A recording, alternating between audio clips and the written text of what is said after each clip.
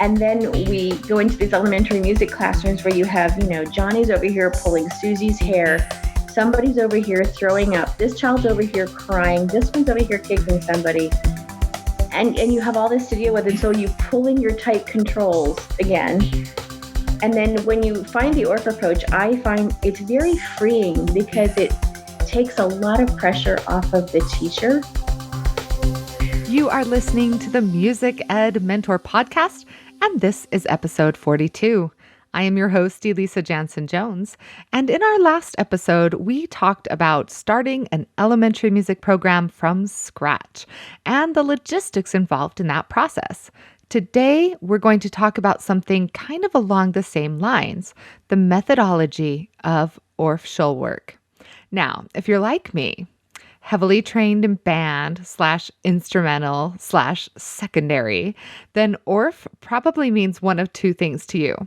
Either it's some guy with some theory of music education, though you probably can't remember the exact details, or the guy who wrote Carmina Burana, the Goose song, am I right? Look it up if you don't already know it. The Goose song, Carmina Burana. Okay. And yet there is something in the Orff method of pedagogy that even we staunchly instrumental chaps can get behind and leverage to make our lives easier. In fact, if you're like many of the elementary educators that I know, then you were trained specifically for secondary, but now teach elementary because that's where the jobs are. This episode is perfect for you. We're going to answer some of your questions like, how is Orff different from all the other pedagogy and curriculum options that we have? How can Orff help us be more effective music educators? Who might Orff work be best for? What type of teacher? Is it just elementary, secondary, instrumental, vocal? What type of personalities, management styles? Will it work for us? And if it is, what's the first step we should take if we want to get certified? And what resources are out there right now for us to learn from? And what's the low-hanging fruit, right?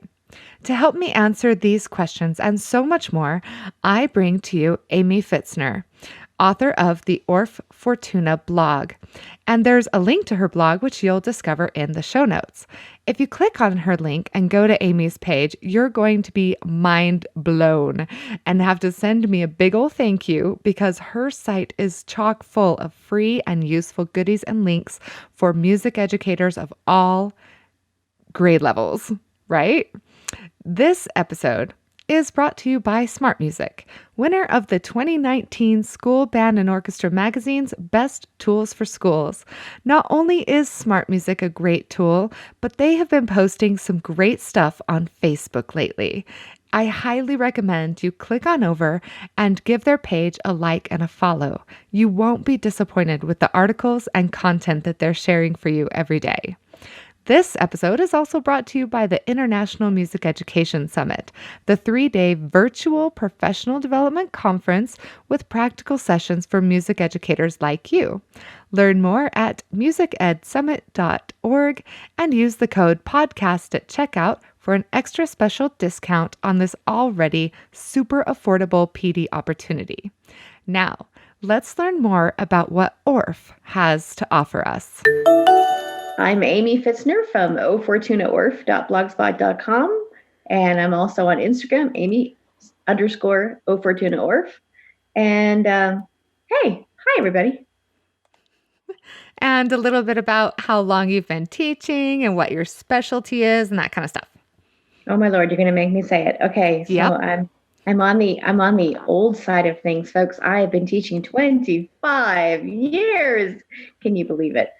So yes, this is my 25th year. I do specialize in Orff. It is definitely my passion and my love.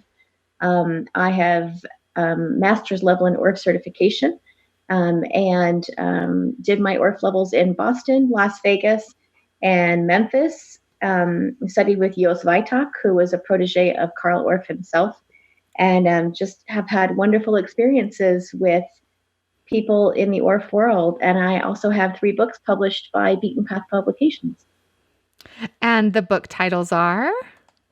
Well, I have Hands to Hands, Clapping Songs and Games from Around the World. And then I have Hands to Hands 2, which is TOO, not the number. And I also have painted music, which is integrated art, literature, children's literature, and singing activities. And then I have another book coming out this winter, which is singing games from around the world. That is so exciting. Fun, keeps me busy. Oh, seriously, though, so many great resources that you put out. I just love it. I love your blog. I love everything that you do, but that's because I'm a K-8 teacher, right? So I can directly apply a lot of that. But can I just jump into like the elephant in the room question? Go for it. What kind of music teachers is Orff really for? Because as elementary teachers, I kind of hear a lot about it, and I honestly steal a lot of Orff style lesson plans and stuff like that. But what about secondary, instrumental, vocal, stuff like that? How do you see Orff approach fitting in? And maybe you should give us a little background on what Orff really means, because I think we learned about who Carl Orff is in college, but not a lot about what that means in the classroom day to day. So, sorry, that was kind of a lot. So, tell us about the No, Orff that's great. approach, That's and great. then who's it for? How can we apply it? Why should people keep listening to this episode? Because they should totally keep listening to this episode. Okay, so here's the deal. So there is a huge misconception that is out there, and I'm going to address the pink spotted, lime and turquoise, zebra striped elephant in the room about Orff. A lot of people say, "Oh, I don't have any instruments. I can't do anything with Orff." No, no, no, no, no. So let's talk about that misconception. Orff is an approach, so it's not a methodology. It's not a pedagogy necessarily. But it is an approach to teaching music education that is centered on the way that children learn music, and the way that they learn words and language is the same way that we use Orff and the Orff approach to teach music, in that it's very child friendly, it's very child centered. It's based on things the kids like to do, speech, singing, and creative movement activities. They have a lot of say and a lot of power in making the creative controls within the classroom about what kind of musics are used. So it's not necessarily about the instruments per se, although the instruments are used as an accompaniment for the students to kind of create basically an orchestra or an accompaniment section to which they can accompany themselves. But oftentimes we'll have kids doing things that are seen in other classrooms, like, oh, singing. Yeah, we do a lot of that. Speech. Yep, do a lot of that too. Do a lot of work on rhythmic notation. We do a lot on solfege. Oh, hey, Kodai people, get that. And we also do a lot of work, of course, creative movement, folk dancing, and body percussion. We play around with unpitched or non-pitched, whatever your preference, instruments. So we do a lot of things other people do in classrooms. We just approach it in a slightly different way, because it's coming with a lot of creativity and a lot of improvisation thrown in there as well.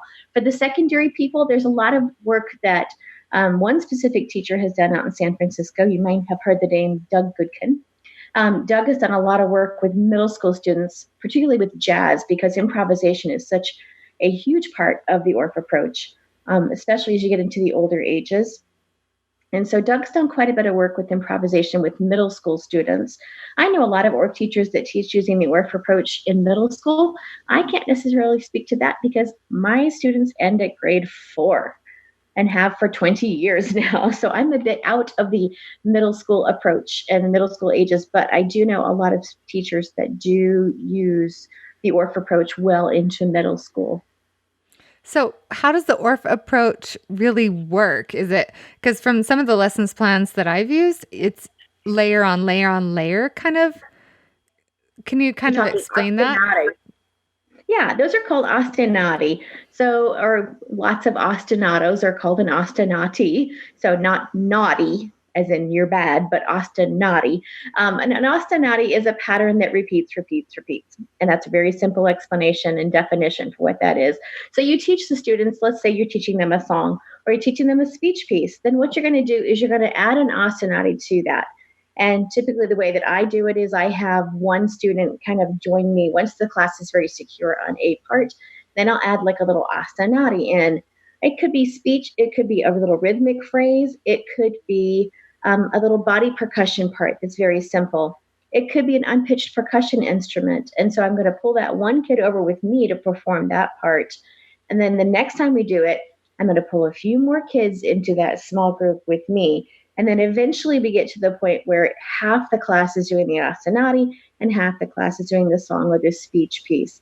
And what will happen eventually as we get more comfortable and the song piece gets growing more is we will add more ostinati and start developing those layers that you were talking about. Therefore, developing either polyphony or you can, develop lots of different rhythmic things that are going on. And so you have all this wonderful polyrhythms that are going on within the classroom. And that makes it a very rich and fun experience. And you can take those different ostinati and you can transfer them from speech to non-pitched percussion, or you can transfer those to movement, or you can transfer them to Orff instruments. There's so many different rich possibilities, and you can always develop them into melodic ostinati as well that can accompany the piece. So you're taking a very simple, basic idea and expanding it in a very child-friendly way so that you have all these wonderful, rich layers that are happening. That is an amazingly good explanation. Oh, cool. Thanks. Good job. Yeah, I love it. And I could totally see how that would be used, especially when as a middle school like choral teacher, you're trying to get 2 and 3 part ensemble work, which is really difficult because they especially in elementary school, if it's a really traditional school, then they always just sing the melody. Right. So then you like do partner songs, right? But it sounds like your approach could even get 3 and 4 part and a lot of independence happening. Yeah. And it sounds like you're giving them a lot of freedom in the classroom, maybe empowering them a little bit. And I think for some people that can be a really scary thing. That sort of freedom that happens within the Orff classroom can at first feel a little like, oh, I'm letting go of control. And that can be a very scary thing for most of us music teachers who really like to have that control. We've been taught in these very Western music kind of ensembles, either chorus or band or orchestra. And so we're coming from that sort of mindset from college where things are very structured, things are very fine-tuned, and we stand up and we perform very straight and tall, or we sit very straight and tall. So we're in these sort of very rigid environments when we're singing and we're performing. And then we go into these elementary music classrooms where you have, Johnny's over here pulling Susie's hair. Somebody's over here throwing up. This child's over here crying. This one's over here kicking somebody. And you have all this to deal with. And so you pull in your tight controls again. And then when you find the Orff approach, I find it's very freeing because it takes a lot of pressure off of the teacher. You're more of a facilitator in some ways, and that doesn't always happen where you're facilitating 100% of the time. But you're definitely, when you get into a piece of music where the kids are making a lot of creative decisions and input, you're facilitating that change to happen musically. You're still teaching, but it's a lot more freeing. I will have to say it was hard for me when I first started to kind of let go of some of that control. As I think most teachers, it's hard to kind of let go of some control. I know a lot of teachers, that like to sing with their kids 99% of the time. And I'm a huge advocate for sing for your children, not with your children. And that's a hard thing because you have to trust that they're going to be able to just, jump out of the nest and fly. And that's a hard thing to do. Well, if you're doing it in a really engaging way, then you don't have to worry so much about controlling behaviors because they will want to be engaged, especially if you make it fun and interesting and creative, which it sounds like the Orff approach really allows you to do, right? Yeah. Mm-hmm. Very much so. And then there's so much freedom. And when you talk about singing for your children instead of with your children, I love that because we were just doing we're recording this episode. It's not going to come out the same time we're recording it, but I just did at Halloween time the song Skin and Bones, right? Oh, there was an old woman all skin and bones. Ooh. Sorry, I never sing on the podcast. I'm all embarrassed now. But anyway, we were doing it and I told them that at first I would sing the verse and then they had to sing like the wind part. Ooh. And once they got it down, if I sang it with them, they wouldn't sing it, right? Right. But when I started to just let it go, let it go, let it go. Okay, then they took it over, right? Yeah. And so I find that even when I'm teaching songs by rote, because the little kids, they can't read lyrics, let Right. alone notation quite as much. I mean, symbolic notation, yes. But anyway, when you let them take it over, most of the time they will. Yes. And once I've given a part to a student or to students, I'm no longer singing that part. So, like with that example that you just gave, once you give them the ooh, that song of the wind part, I say, now that is your part. It is no longer my part. If I start singing that, you get to come to me and shake your finger in my face.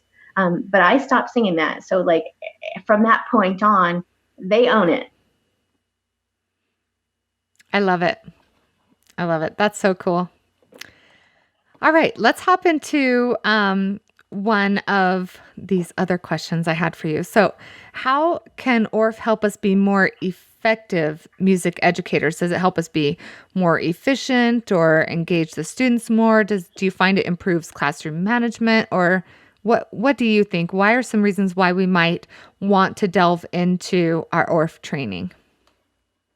I think one of the things that I love so much about Orff is its child-friendly and child-centered approach to teaching, because the kids are so engaged, and so we are constantly singing and moving and creating something, and so they're working in small groups quite frequently, creating something, a rhythmic pattern together, or they're putting together word chains, or they're creating melodies, or they're deciding how to play this certain piece of music that's maybe an aleatoric piece of music that's represented with icons, and then they have to figure out what sound is best going to represent that color blue, or what sound is going to best represent that zigzag that's in yellow.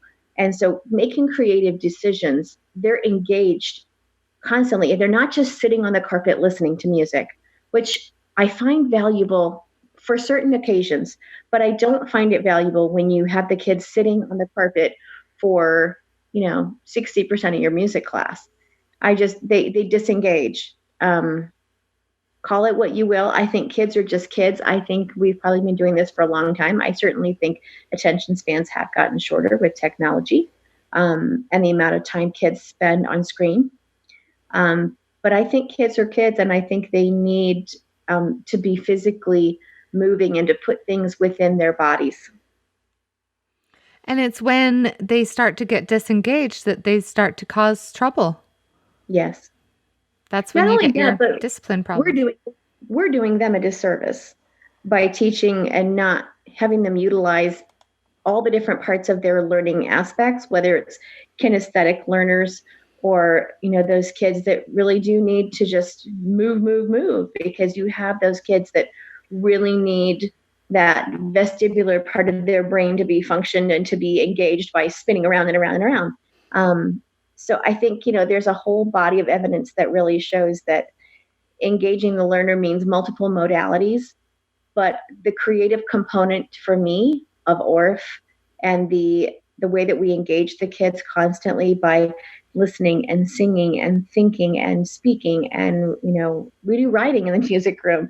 We do a lot of creative music, improvising, making choices about how the music is going to work. I think all of those things are just so wonderful, and the music experiences are so rich. And I love it when we get done with a piece of music that we have put together, and the kids say, "Where are we performing this?" Because oftentimes it's going to be, well, we're going to video it and send it to your parents on Seesaw, because it's not necessarily always for a performance. It is something that we do for the classroom. And of course, just as in Kodai, we teach something not by saying this is a blah, blah, blah. It is through the active experience and the engagement. And then we, the practice, prepare, present model is the same almost in Orff. We don't call it by those same vocabulary words, but we do the same kind of thing. We don't teach the child that we're learning about quarter notes until we've actually engaged them with quarter notes, playing them, singing them, moving to them, experiencing them with their whole bodies. And then we can actually present it. So in that respect, Kodai and Orff have a lot in common. So let's say that someone we know who maybe happens to teach K-8 is kind of tired of doing her own thing and wants to get Orff certified because she's heard so many wonderful things about it. What would the first step be to getting certified to teach Orff? First off, I can't imagine who that teacher might be. But let's say that person expresses an interest. So the first thing you really need to figure out is, if this is your tribe, is that you want to go experience a couple Orff workshops. Don't just go to one and say, well, that was not any fun. Or don't go to even two and say, well, that was interesting. Every Orff teacher, whatever you want to call them, presenter, everybody has their own thing that they're really into. And so I present a lot on my books and on using body percussion with these clapping games and singing games, because I feel like, we need to actively engage the students without instruments, without accompaniment. I love the a cappella aspect of singing games and clapping games. I love the reinforcing of rhythm and beat. And so you would go see a couple of different people, because you really want to figure out, what is it about Orff that draws me?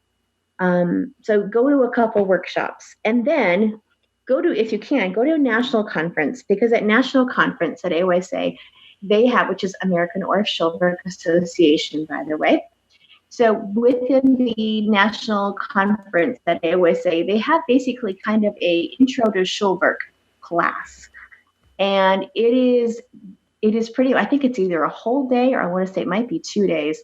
But it is a whole basic introduction to what the Orff Schulberg is. And so it's a really great opportunity to kind of test the waters, so to speak, because making a commitment to take a levels course is 2 weeks. It's 2 weeks of your summer. That's a big commitment. And of course, it's a financial commitment as well. But it is I would love to go back and take all my levels again. I had such wonderful experiences, and taking the intro to Schulberg, the intro to Orff course at a national conference, that would be I wish I could have done that, because that kind of course wasn't around when I took my levels. So how did you take your levels?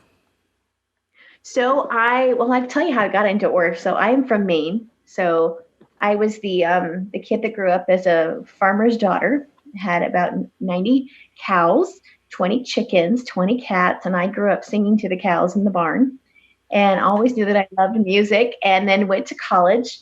And when I graduated, I was doing a double major in opera and music education.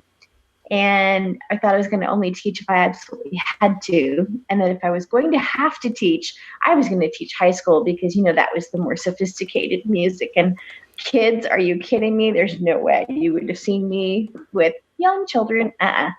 So that I got into my student teaching, taught 12 weeks in middle school and high school, loved it, had a great experience, and then had to go do 4 weeks of primary, and fell completely in love and changed my life completely. Like, that was it. I knew that's where I was meant to be, and never looked back from there. And then my first job that I had, they gave me a couple Orff instruments, and I had no idea what to do with them, but I was really fascinated with the sound.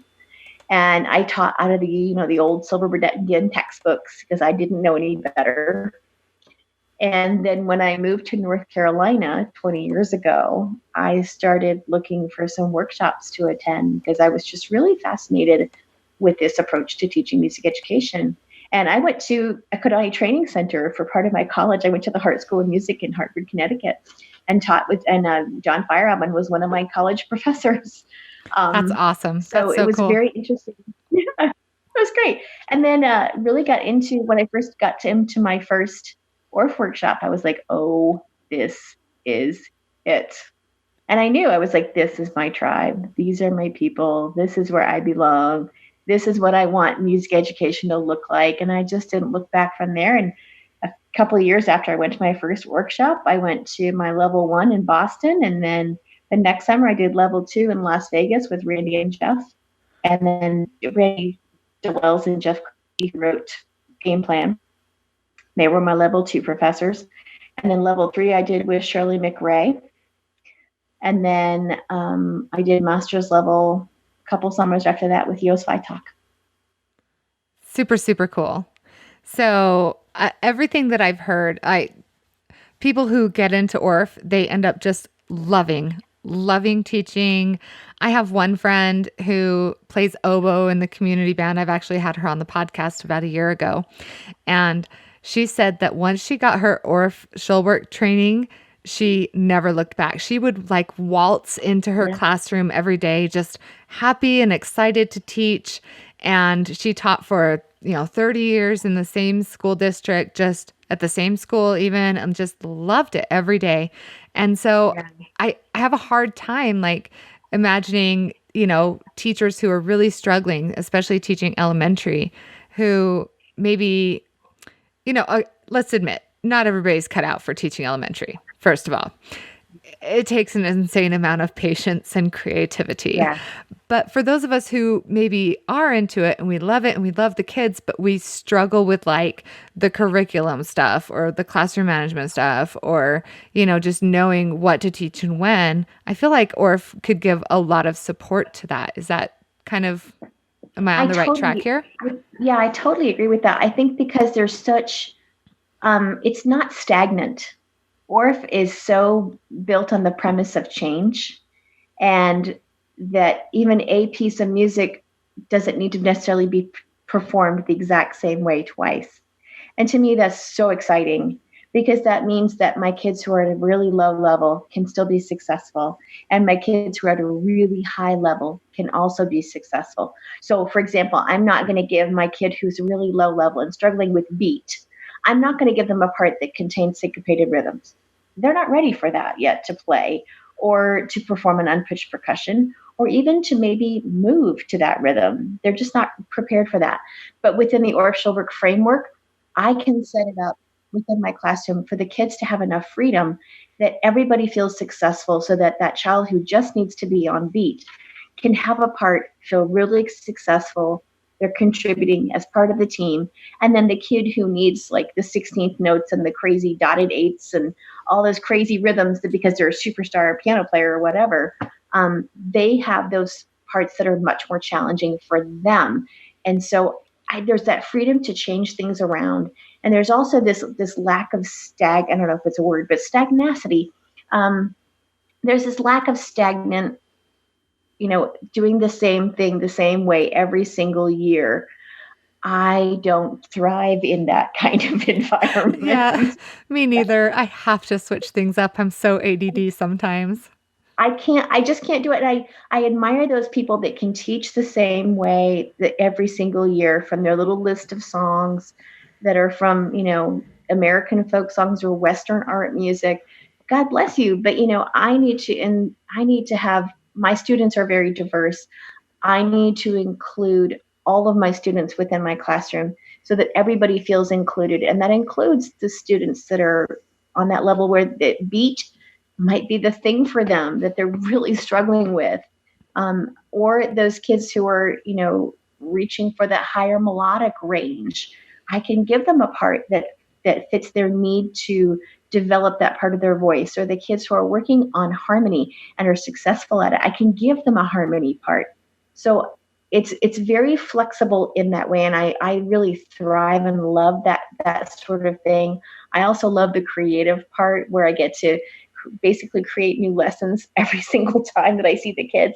And sometimes, you can plan for every contingency that's going to happen, but sometimes in class, you just have to shift. And I find Orff teachers are so incredibly flexible at being adept to change within the classroom setting, like right on the spot. I've got to change this for this kid because he's not successful and he's struggling really badly. And I need him to feel that there's a win here. That is so inspiring. So cool. So talk to me, Aimee, about what if I just wanted to try a couple Orff lesson plans or read a little bit more about the approach and just, dabble for a little bit and see if I like it. Where can I go to get more resources in addition to your blog, which will be linked to on the episode page on smartmusic.com/blog? Cool. Thanks for the shout out. Sure. I do have quite a lot on my blog. I've had the blog for quite a lot of years now. I have to say I was one of the first round of bloggers that began blogging pretty heavily. Everything that is on my blog is free to use. I don't use it as an advertisement for TPT. It's because I feel really strongly about sharing resources, and I've been very blessed in my life. So I just want to kind of pass that along. There are lots of other resources to go to. One of them, my favorite place to go on the planet, is on Facebook, believe it or not. If you go to the Facebook AOSA page, literally, folks, there are 10,000 years of teaching experience on there. And you're like, what? Okay, do the math. I'll just tell you, go do the math. Literally, there's about 10,000 years of teaching experience. You go on there, and the wonderful thing is the community is so super friendly and so super supportive. And just, it's like a family. They're just awesome bunch of people. So you go on there and you post a question. You're like, I need an Orff lesson with some music from Nigeria. And you'll have 20 responses within half an hour. It's just such a wonderful place for people to go, and they help each other. And you can ask questions, and they will actually answer them in a really wonderful, supportive, positive, encouraging way. And whenever I have a question about something, that's the first place I actually go to as a resource, because somebody's going to give me some good information on something they've already used within the classroom, and it's going to work and it's going to be successful. Very nice. So check that out, and I can add a link to that in the show notes as well. All right. Any final words of encouragement for obtaining education in the Orff approach and trying it out in our classrooms? I think that the thing is just to be open to the experiences and the possibilities, and the ways that it can enrich you as a teacher and your students as well. And just go for it. Ask a friend if you're really nervous to go with you, but definitely go try a workshop. I mean, what's the harm? You're going to get something out of it for sure. And there are local associations too, right? Oh, there's local chapters. I think pretty much every state has got at least one. I know several who have like 3 or 4 different chapters in different areas. So if you're in Florida, I believe that I want to say there's 4 or 5 in Florida. There's quite a lot. So like every state has got their own. Just in North Carolina alone, where I live, there's 3 different chapters that are here. So geographically, you can get to one probably within a couple hours. Most of them, if you're near cities, they're going to be closer to cities, but they're well worth it. And the variety of presenters that come during a school year is just amazing. And the quality of the workshop for what you get it's usually around $40 or $50 for a workshop, and they're phenomenal. So go try it. Words of advice. Thank you so much, Aimee. You are so welcome. My challenge for you this week, my friends, is to take just one tip you learned in this Orff episode and apply it in your teaching this week. Now, if you have an idea for an episode, whether it's a question you want answered, a topic you'd like to get expert opinions on, or even just something that's got a bee in your metaphorical bonnet, I'd love to hear from you. You can email me at info@professionalmusiceducator.com. That's my blog, right? Or leave your question, idea, or comment on the show notes page for this episode. You'll find it by going to smartmusic.com/blog and search for episode 42. As you know, I typically create a freebie for you to download to help implement what you learned today. But Aimee has such great content on her website, and the Orff Schulwerk website is awesome too.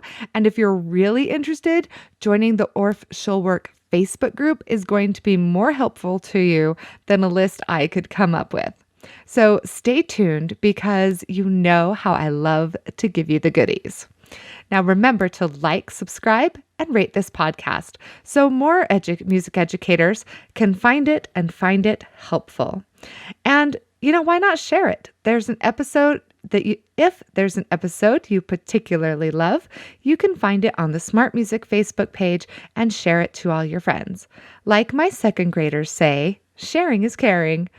Until next time, my friends, keep living the good life, doing the good work, and having a good time while you keep teaching on.